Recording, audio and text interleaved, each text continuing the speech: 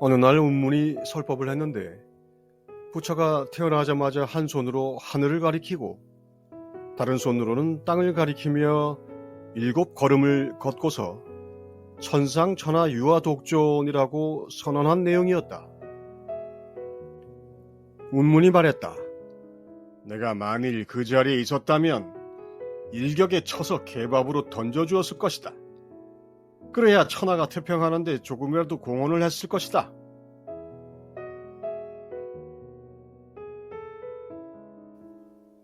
여러분, 오늘 여러분을 속인다 하지 말라. 어쩔 수가 없이 여러분들 앞에서 한바탕 북새통을 들었지만 눈 밝은 사람을 만나면 웃음거리밖에 되지 않는다. 한 가지 그대들을 위해서 말을 한다고 하여도 그것은 그대들의 머리 위에 똥물을 뿌린 것이다. 설사 이 속에서 무엇인가를 밝힌다고 하여도 진정한 수행자 앞에서는 망치로 두 다리를 얻어맞는 꼴이다. 모두 운문 스님의 말입니다.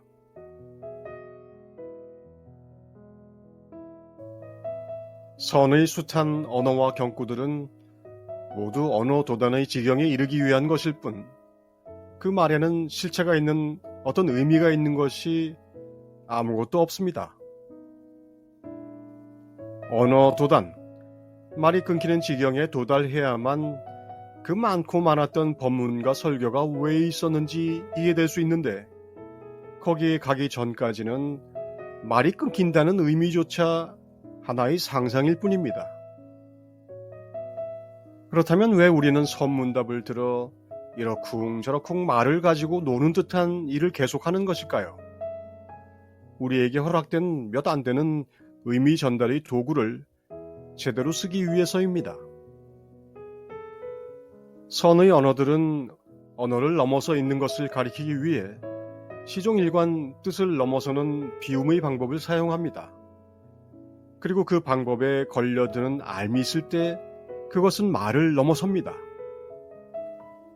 걸려들지 않더라도 꾸준히 연습해서 이 방법에 익숙하게 되면 자기도 모르는 사이에 말을 넘어선 곳에서 가리키는 선승의 손가락이 보이기 시작합니다. 물론이고 당연하게도 간절한 소망과 뜨거운 열망으로 깨달음을 향하고 있어야 합니다. 선과 함께 제바종, 즉 교종, 교학의 연기법을 읽고 이해하고 참고해야 합니다. 깨달음은 어느 곳에서 그 입구가 드러날지 알 수 없는 미지의 길입니다. 하지만 우리는 많은 선배들이 알려준 꽤나 상세한 지도를 가지고 있습니다.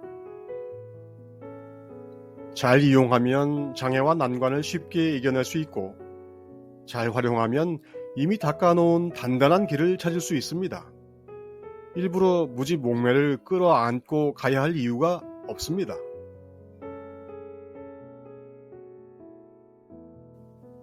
아무리 그래도 갓 태어난 아이를 일격에 쳐서 개밥으로 던져주었을 것이라는 운문스님은 좀 너무한 것 아닙니까? 살불살조의 정신은 알겠는데 좀 섬뜩하기까지 하죠. 언어 도단을 어렴풋하게나마 이해하려면 우리가 쓰는 말의 범주와 한계, 속 사정을 좀 알아야 합니다. 구체적인 지시물이든 추상적인 관념물이든 우리는 사실상 구분하지 못합니다. 천상천하 유아 독존도 무슨 말인지 알지 못하며 세존을 쳐 죽여서 개밥으로 준다는 말도 그 의미를 알지는 못합니다. 당장 그 이해의 정도를 사람마다 물어보면 모두 다를 겁니다.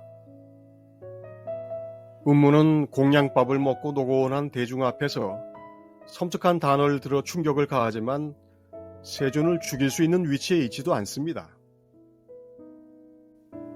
운문의 저 말은 한바탕 북새통을 떨었지만 눈 밝은 사람을 만나면 웃음거리밖에 되지 않는다 하는 말에 업어치기를 당해 한판 패를 당합니다. 말이 이와 같습니다. 진흙으로 된 부처는 바다를 건너지 못하고 나무로 된 부처는 산불을 넘지 못하며 쇠로 된 부처는 대장간을 지나가지 못합니다. 말이 이와 같습니다.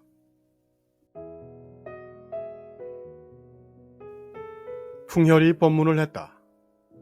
만약 한 띠끌을 세우면 집안과 나라는 흥성하나 촌 늙은이는 찡그리고, 한 띠끌도 세우지 아니하면 집안과 나라는 망하나 촌 늙은이는 편안하다.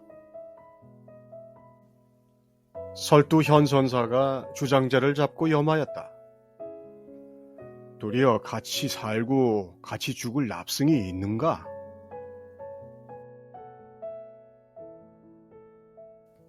말을 쓰는 것이 마치 필요악처럼 느껴지는 것이 선종의 특징입니다.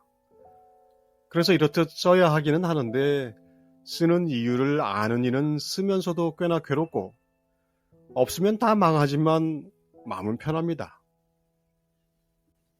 풍혈이 그 말을 하자 설두가 풍혈의 말을 들어 웃습니다. 흥하고 망하고를 떠나서 깨달을 놈이 있는지나 보라고 합니다. 아무 데서나 말을 들어 찡그리고 편안하지 말라고 합니다. 이렇게 유튜브를 하는 저에게 하는 말 같아서 제가 한 말씀 올려야 하겠습니다. 84,000마디는 아니더라도 8,400문장은 일단 남긴 다음에 자리도 찾고 사람도 찾는 게 요즘 도리입니다.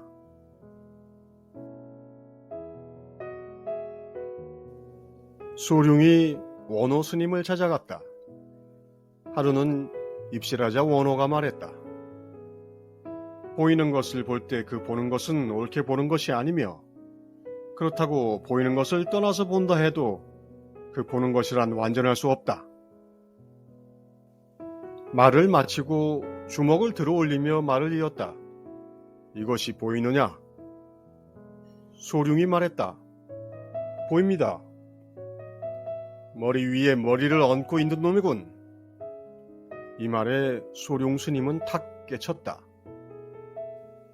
원호 스님이 꾸짖었다. 무엇을 보았다는 말이냐? 대나무가 빽빽해도 물이 흐른 데는 지장이 없습니다. 원호가 머리를 끄덕였다.